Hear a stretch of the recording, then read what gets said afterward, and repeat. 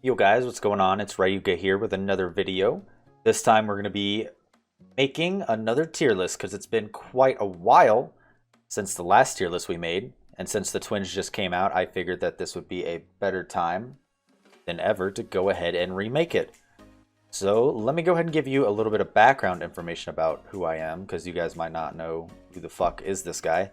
My name's Ryuga. I'm a killer main. I've been playing since around slightly before the Spirit came out. I have around 4,000 hours in the game. I do main the Legion, but I play every single killer at a very efficient level. That's something I pride myself on, at being very good with every single killer in the game. So I have a lot of experience playing each and every one of these killers at a very high level.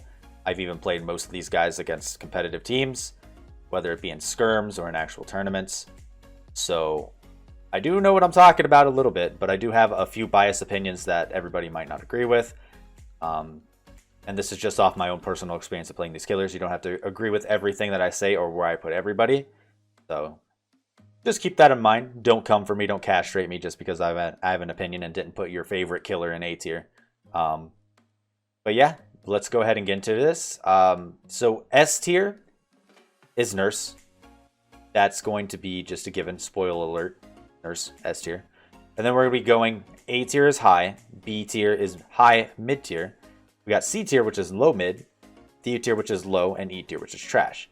So when we get from like the top to the bottom of the tier list, A tier, I put people in A tier who have high mobility, who can contest different areas of the map very, very, very easily, and they don't have trouble getting around. B tier are killers that have strong anti-loop, but they don't really have as many ways to get around the map to pressure the map. C tier, they're like okay in chases, and they can do well on some maps, but not others. D tier are killers who need, like, super need add-ons to do really good, and they can be okay on some maps, but overall are just weak or have some kind of inconsistency. And E tier are killers that are completely add-on reliant or completely inconsistent, and they just need help. So that's going to be the basis for all of our tiers. Go ahead and keep that in mind. And without further ado, let's go ahead and jump into it. We're going to start from the bottom to the top.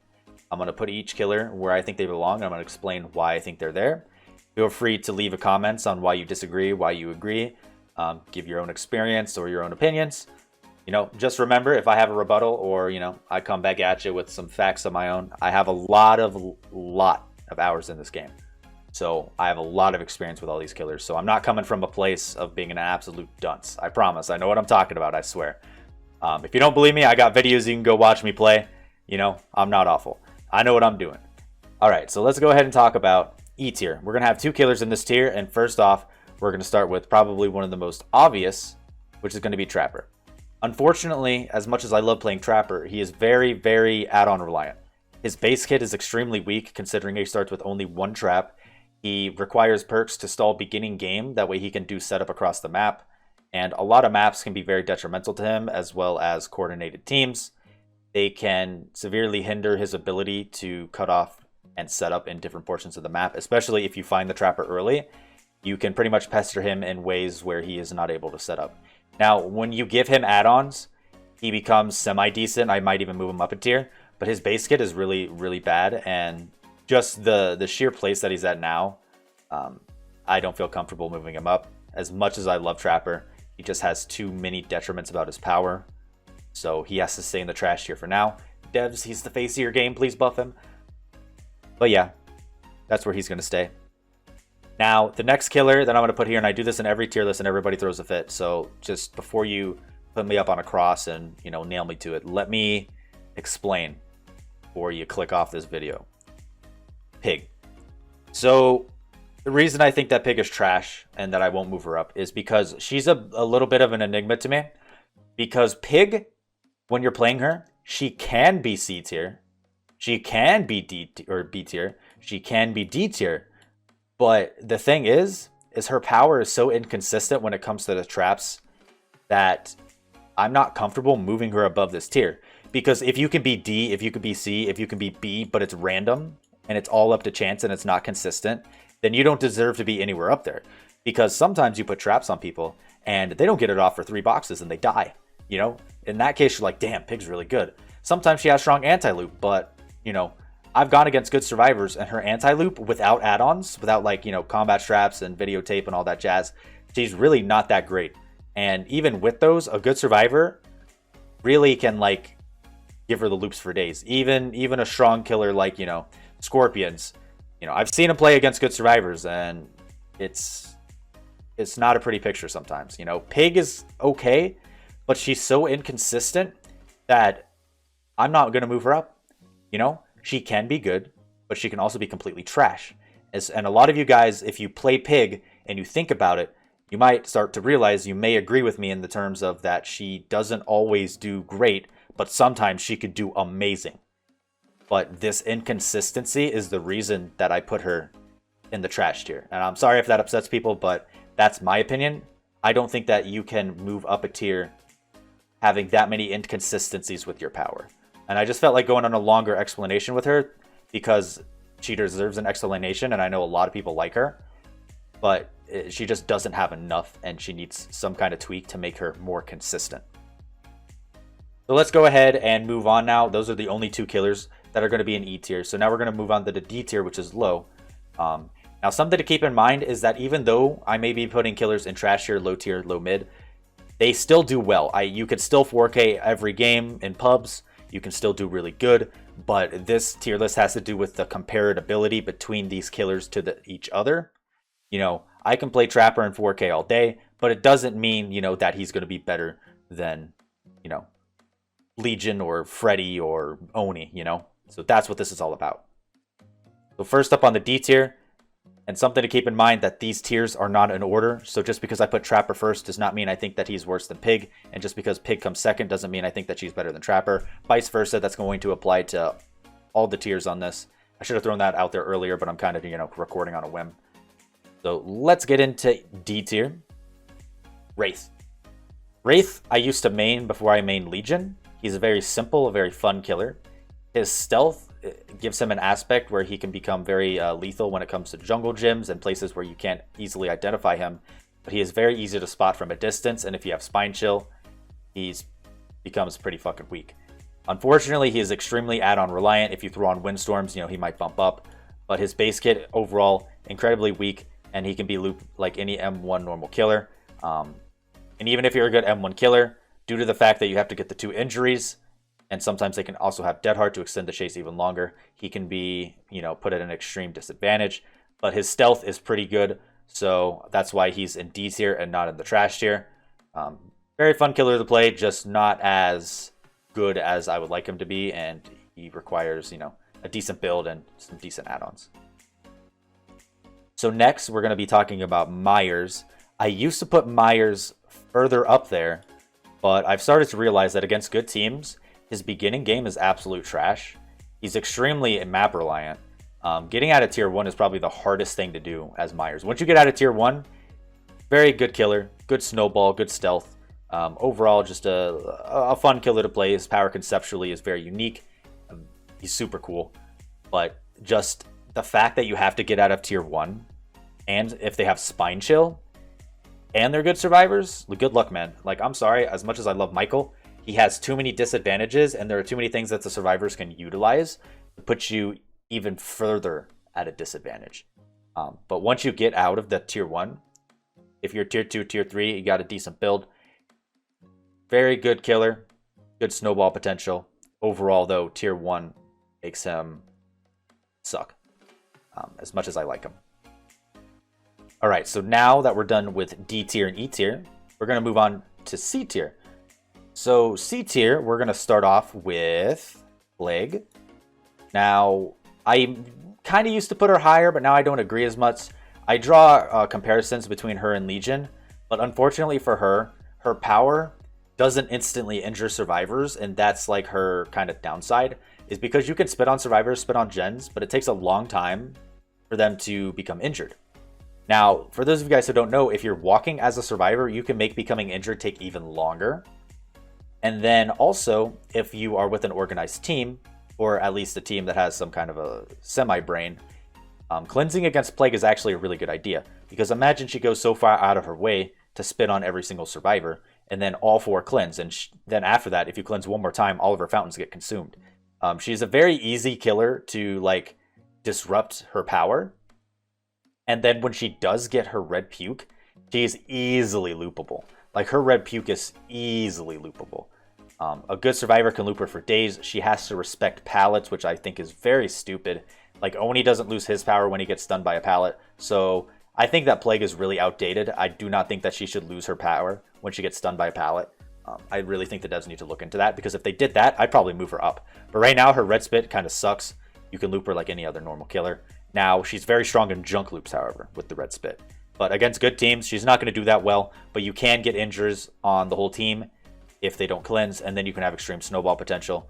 I promise you, cleansing now against Plague is a good idea, because having the whole team injured is not. But a good team against Plague will probably take a poop on her, unfortunately. I do like playing her, but she is very frustrating, inconsistent, and her power relies too much on the choices of the survivors.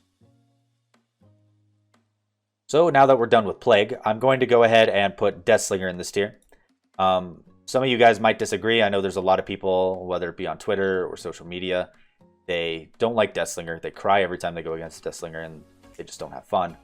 The reason I put him in C tier, and I don't think he's that strong, is because although he has a very strong 1v1 with his, the Redeemer, he has strong anti-loop, but he just can't pressure the map. And I say this, and I play him a lot. I have games on YouTube and just on my Twitch VODs where I hit every single shot. I don't miss. I don't miss a lot. But the games where I don't miss at all, I'm still down to 1 gen. Even with like Pop Goes the Weasel. Because he just has no map pressure. It's hard to get from point A to point B because he's so damn slow. And then if a survivor sees you and they start running, it's going to take you ages to catch up to them. He's not like Huntress, because Huntress can hit people from no matter, where they are. He can only hit people from, 15, 18 meters? And even then, it's a stretch. So his mobility alone puts him at C tier. As good as his 1v1 power is, he's just not... He just doesn't have the map pressure to keep up with the rest of these killers. So that's why Deathslinger is C tier. He has very strong anti-loop, but his map pressure is doo-doo. You can hit every single shot, and even though you hit every single shot, you can lose all the gens, which is a little absurd. Imagine playing perfectly and still losing.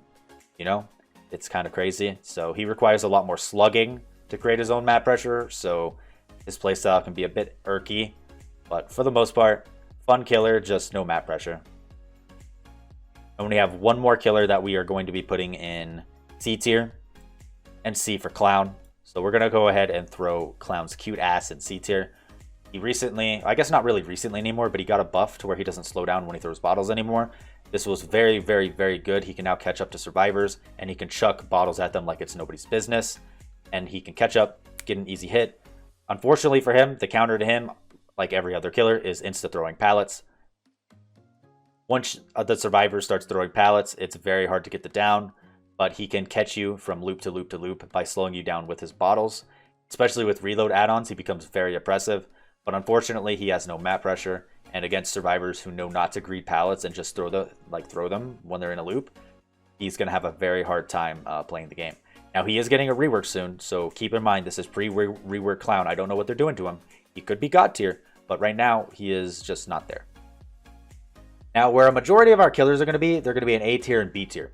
So let's go ahead and talk about B tier. B tier pretty much means that they're pretty good. They have decent map pressure, but they don't have a lot of mobility. They can apply their own map pressure, and they might have a good 1v4, but getting from point A to point B can still be a little bit difficult for the killers that we put in B tier. So since we've recently did Deathslinger, let's go ahead and talk about Huntress. Excuse me. So Huntress is she's kind of a tricky killer to talk about, especially because Deathslinger is in the game. So when you talk about her, usually you can compare him to her. Now, she has 5 shots, and with add-on she can have more. So automatically that makes her better than Deathslinger. She can also down people from a range. Deathslinger can't.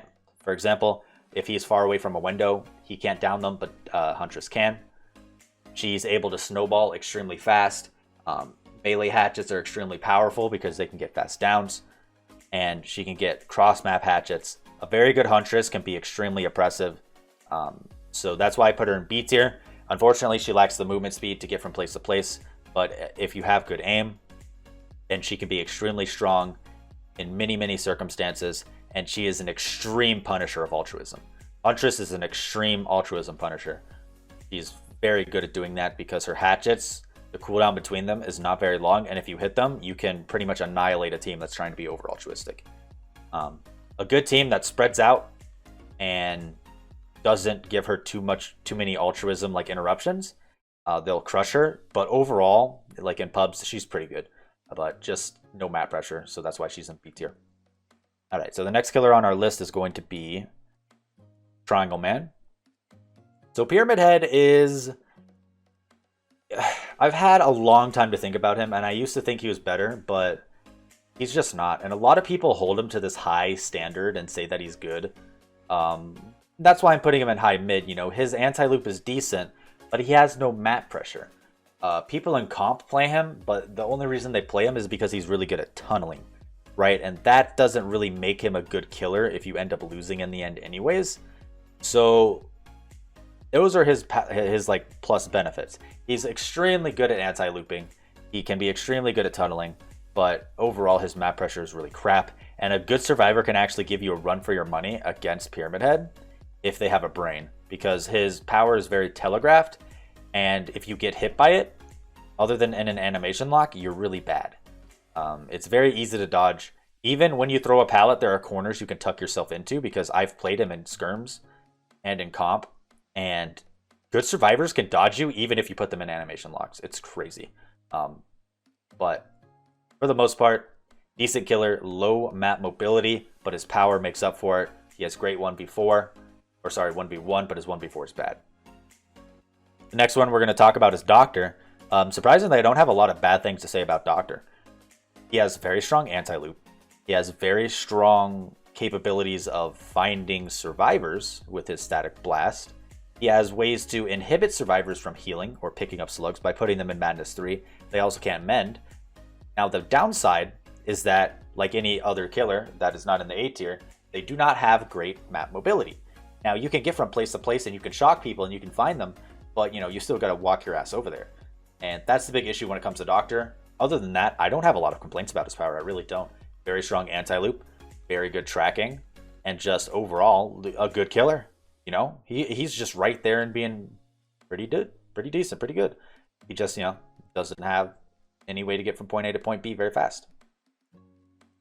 The next killer we're going to put on this list is our boy Leatherface. Leatherface got a rework semi-recently, and now he's extremely oppressive. His palette, his anti-loop alone, similar to Pyramid Head. I actually think Leatherface's anti-loop is better than Pyramid Head's. Is so oppressive. You have to throw pallets against Leatherface or you die. Now, if you put add-ons like Chili on Leatherface, I do think he goes up to A tier. But for now, he's definitely a B tier killer. But he's so oppressive. And he suffers from the same thing everybody else does. He cannot get from point A to point B very fast. But with add-ons, sometimes you can actually use your chainsaw if you use Chili's for momentum, which is kind of cool. But for the most part, I'm going to keep him in B tier. Very, very, very strong killer. His anti-loop is formidable and very oppressive. It's just, you know, when a gen is across the map, what are you going to do? You can't do anything. You just lose it. So that's gonna be all for Leatherface. Very strong. Not many negative things to say about him. The next person we're going to be talking about, or the next killer, is going to be a Ghosty Poo. Now, Ghostface is pretty much Myers, but better. His stalking is way better, much more clean. You can 99 survivors. Stalking a survivor while leaning a corner only takes 4 seconds. And overall, he can have a jump on survivors. His stealth is very, very good. Now, Spine Chill counters it, but if you happen to get lucky and not have any Spine Chills, he can fucking put a dent in a team. The way to play him, obviously, is to, you know, try to stalk here, stalk there, you know, go between all the different survivors and try to get as much stalk on different people as you can so nobody knows who's 99 and you can catch people off guard and get them insta-downed. That is his best, like, you know, perk. He's really good at doing that, keeping survivors scared and keeping survivors exposed. Now, he suffers. Like I said, I'm going to sound like a fucking broken record, but he doesn't have the map pressure that other killers have. He can, sometimes, depending on how many people you have stalked, but for the most part, we're going to keep him on B tier. Very strong. He doesn't really have anti-loop, but you can get the jump on survivors with your insta-down, and it's pretty good. All right. Now we're going to talk about Legion, which is my main, so you might hear me go on for quite a while since I'm main. I might have a lot to say. Legion, people, in my opinion, underrate him. The reason I say this is because Legion has this ability, obviously called Feral Frenzy, and this allows him to find the entire team and injure them. Now, in the meta that we have now, this is extremely powerful. You know, if people don't want to heal and they want to do gens, or if they heal and waste time, either way, you're having a huge benefit. When a team is injured, you can pretty much contest the hook whenever you want, and they are just going to die because they're injured. If you find them at a gen or in a dead zone, they're dead. If you have pretty much any kind of a sense when you're looping, they're dead. You know, they're all instantly just injured and exposed to you. I like to think of Legion as a bootleg one-shot killer, because when you break down the simplicities of it, Legion is a one-shot killer, right? Because when you use your power and everybody's injured, what do you call that? You call them one-shot, right? And Legion, it doesn't take long to injure somebody. It takes them like 2 seconds.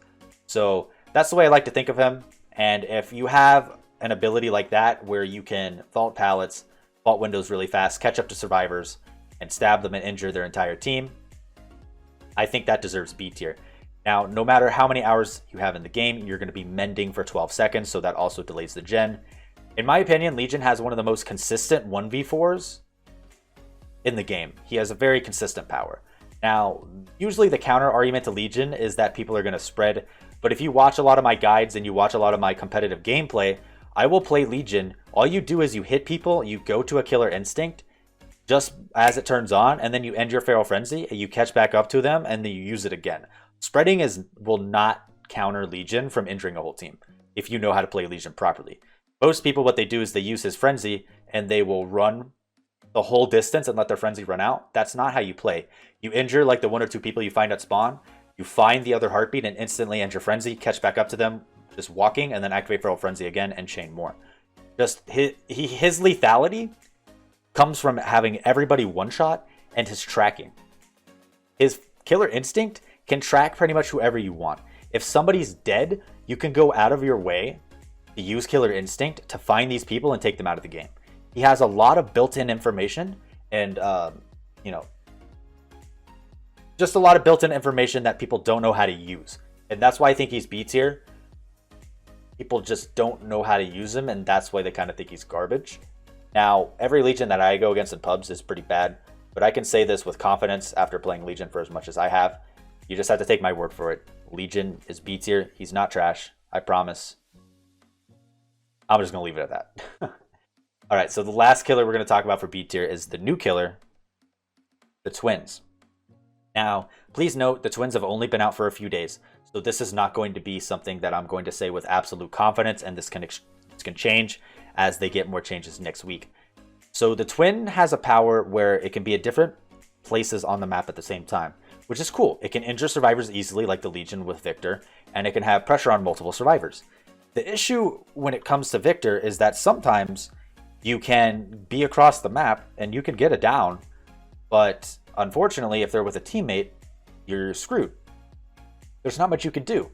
So when people learn how to play against the Twins and they use the buddy system, traveling with a buddy is always good, because as long as you have a buddy, you can always kick Victor. Because if he downs somebody, you can run up to him and kick him and kill him, and then you can resurrect your teammate, and Charlotte won't be able to get to you in time. So she has a very good ability of downing people and pressuring the whole team, being at different places at once. Her anti-loop with Victor is very strong.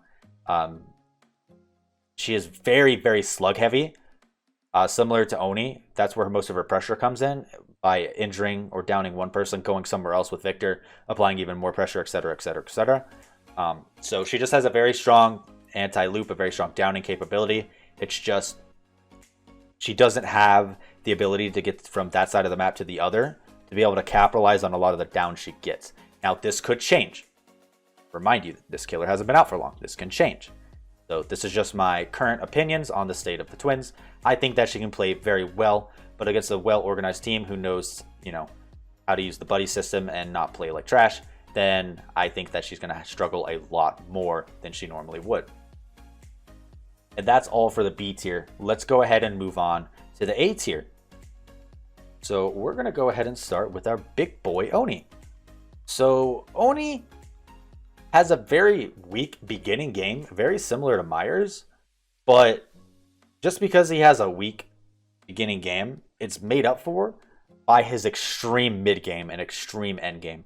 His power can get across the map. It has extreme lethality. And that pretty much just makes him A tier. His ability from get to point A to point B and be able to one-shot and be able to chain his power to different survivors and capitalize on mistakes just makes his power extremely good.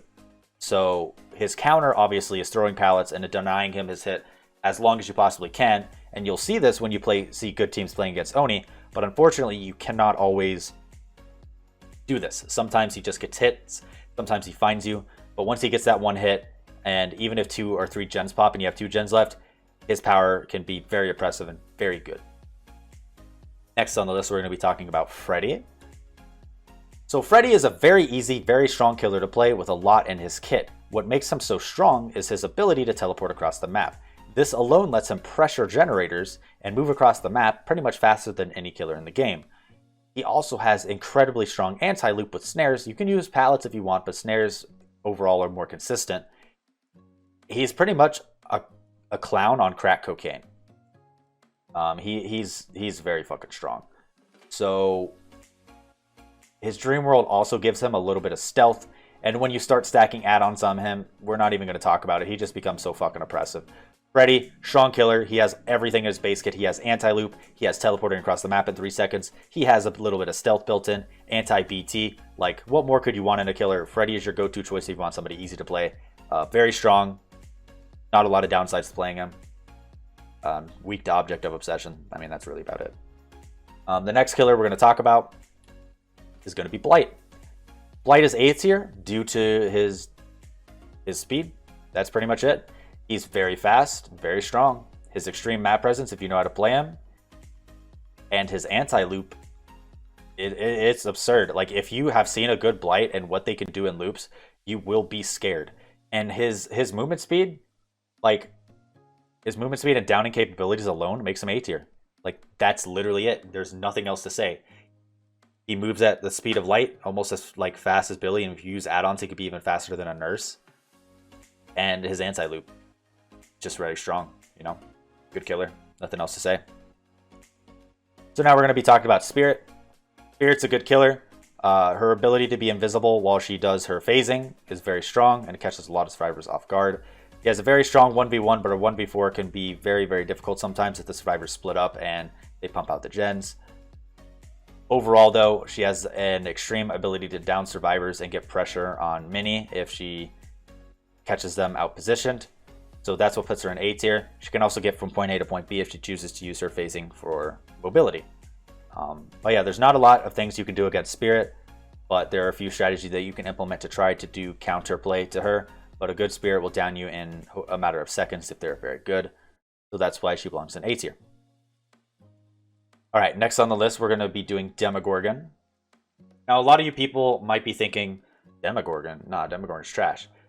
So give me a second to explain it to you because he has a lot of things built into his base kit. So Demogorgon and his best traits are his portals. The way that I play Demogorgon, I feel, is extremely underrated. And not a lot of people play Demogorgon this way.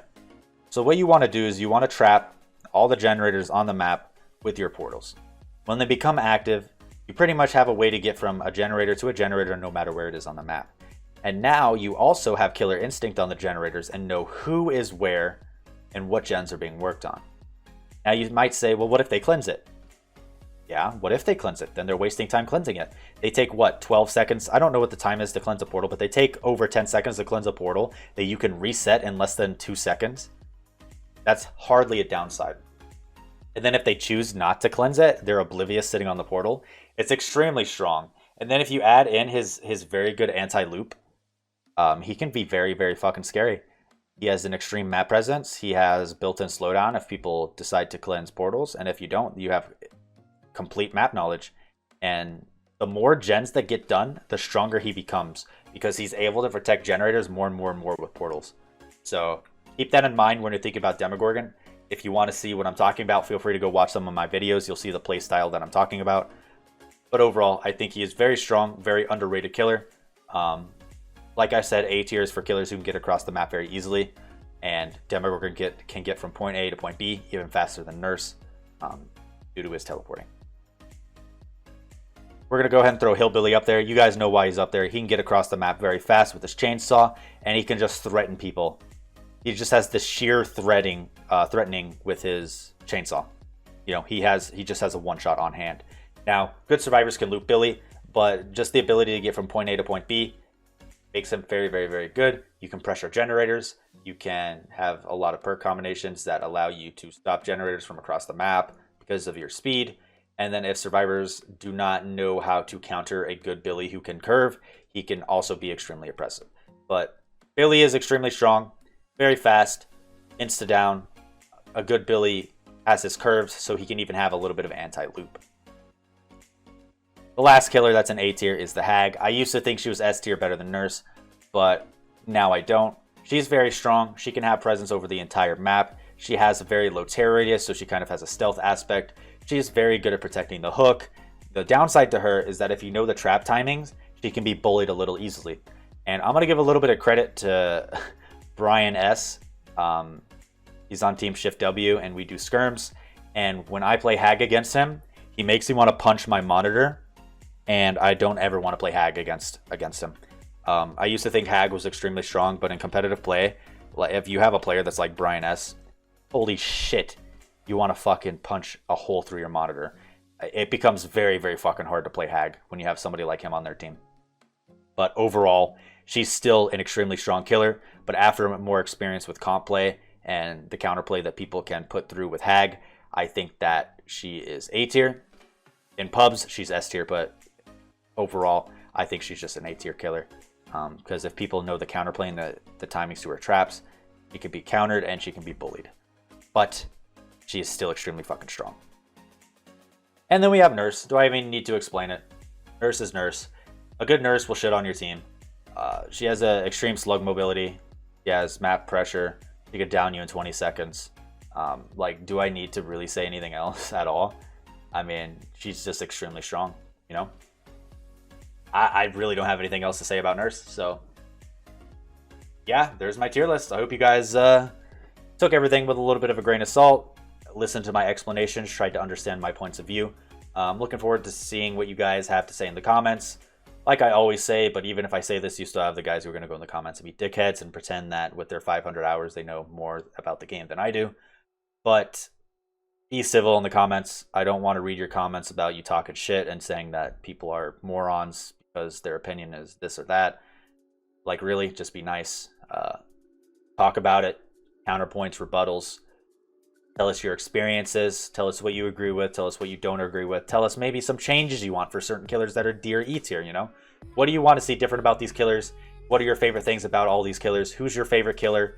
Do you agree with where I put them on the tier list? There's lots of things that we can discuss here that can be critical, informative, and they can be a very good conversation. So I don't want this to turn into, which I know it will because there's people who spoil it, but I just want this to be a good comment, you know, fiesta where we all talk to each other and talk as a community, because those are the best kinds of discussions and I love having them with you guys. Other than that, I hope you guys did enjoy the video. For those of you guys new to the channel, I know a lot of people watching this aren't going to be subscribers. If you guys did enjoy this, my name is Ryuga. Feel free to subscribe to the channel. I play Variety Killer. I also stream on Twitch, twitch.tv/Ryuga, and we have a Discord with over 600 members right now. Join us if you enjoy us. See more about what I'm about, and you can become part of the Legion, and you can become part of our community. We are very welcoming, and we would love to have you. Other than that, I hope you guys have a good rest of your day, night, evening, morning, whatever time it is, wherever you guys live, whenever you're watching this video. And I'll see you guys in the fog. Peace. Thank you guys for watching.